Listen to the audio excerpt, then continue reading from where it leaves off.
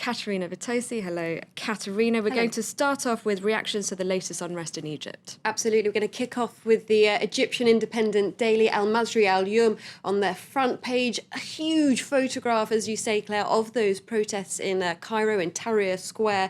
The headline there, let me translate it for you.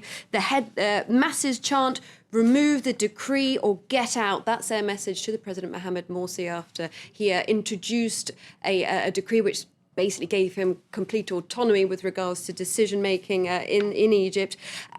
It's an interesting article, therefore, to look at in Gulf News. They look at why are these protests happening? Remember, the president has said this is actually just a temporary measure to ensure that the revolution can continue as planned, really. But the Gulf News say that he isn't allowed to receive the benefit of the doubt in Egypt. They say that post-revolution Egypt, people are really quite cynical of their leaders. They say that history shows that when a president in the country gets power, they're really quite loath, and it takes some time before they will cede it.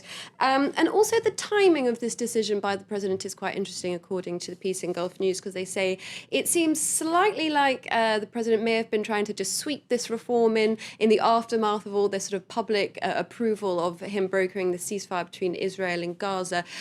So quite a cynical crowd that the president's having to deal with. The piece does say whatever move the president now makes is going to be really key for the future of Egyptian politics. Now, what are the Israeli papers saying about the Palestinian bid at the UN? Well, the Jerusalem Post, on their front page, they lead with a piece talking about how Israel is planning to react to this UN bid to the Palestinian bid, for UN non-member observer status. They say, yes, they're going to have a measured response. Previous articles we've seen have said perhaps they would actually come out, all guns blazing and try and bring down the Palestinian Authority. But no, they say it's going to be measured. Why? According to Israeli officials quoted by the paper, they in fact want the the international community to focus on the Palestinian Authority's violation of international peace agreements rather than international attention actually being on the Israeli reaction. So that's kind of how they see that they're going to deal with the situation. However, a very interesting piece in Haaretz, actually, another Israeli paper says, give them a state. This is an editorial piece arguing that if Israel truly wants peace, surely it's easier to have a consolidated Palestinian entity to negotiate with rather than always having to sort of juggle between these two divided factions. They also go to say that this bid isn't really a threat to Israel militarily. It's just something which is really it's more of kind of a philosophical and anger, rousing the anger of Israel. So they say, look beyond that, give them a state. If anything, it'll make the lives of about 5 million Palestinians a little bit better.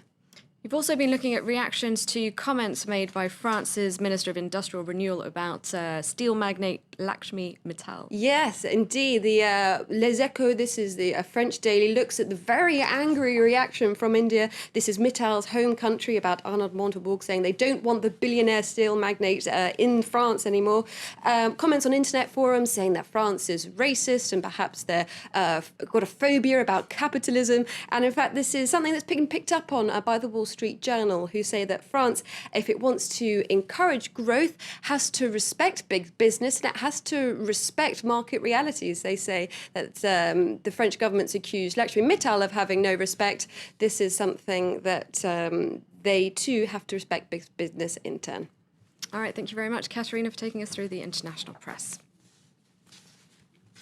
You're watching live from Paris. A reminder of our top